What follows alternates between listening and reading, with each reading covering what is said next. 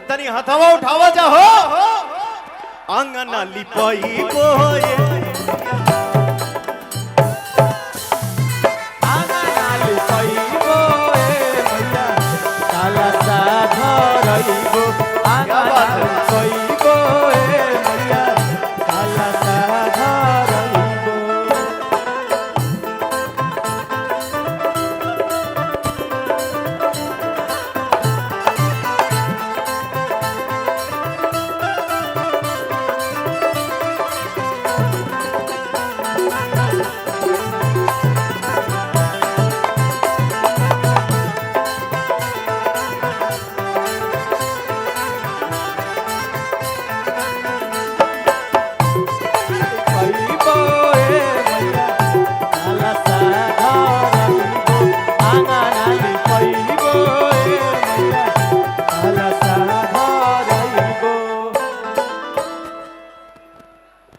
ये मेरा कितना बड़ा सौभाग्य है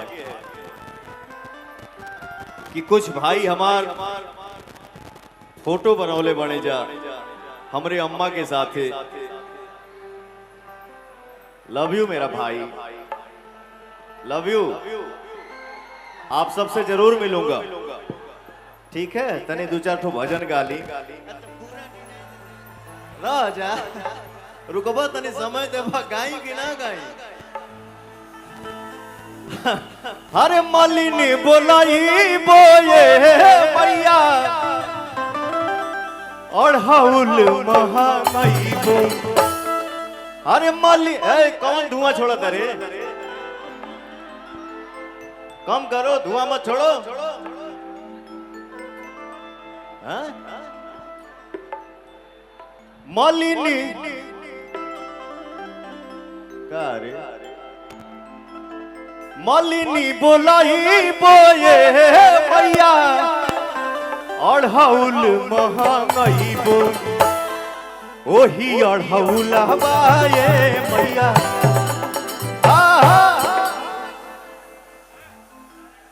बाबा के दरबार में हम देखे के चाहता नहीं, आप सबके बीच में पवनवा खड़ा बा।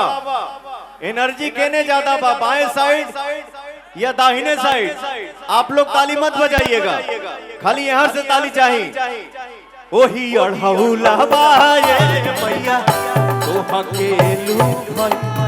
ओही अढ़ौला बाए मैया। आप सब रुक जाओ, तनी हर देखियो। अरे ओही अढ़ौला बाए मैया तो हकेलू।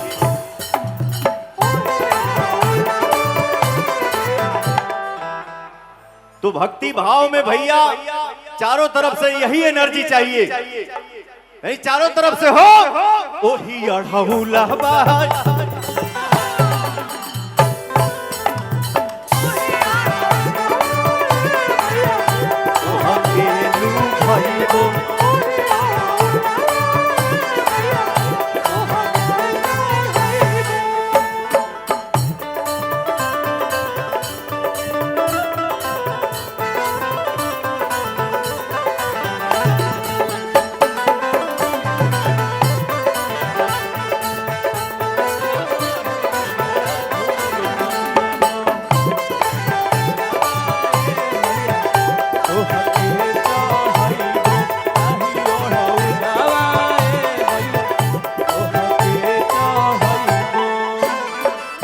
बभनु बोलाई बोए मैया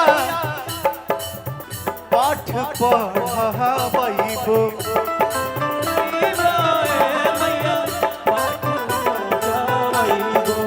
बभनु बोलाई बोए मैया पाठ पढ़ाबो। हवन करही बोए मैया। पवनवा देवी गीत का होता, हमार माई बहन बैठल बड़ी जा, तनी आप लोग ताली बजा दो जा। अरे हो मामा जरही बोए मैया पठावा पढ़ाई।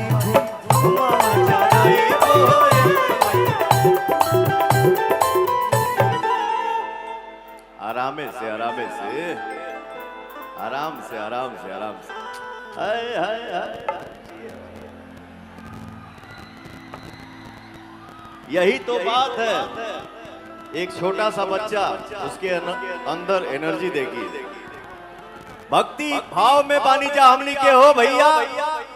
आप सबके साथ चाहिए, आशीर्वाद चाहिए, मिली ना हो गंगा जी न हईबो ए मैया।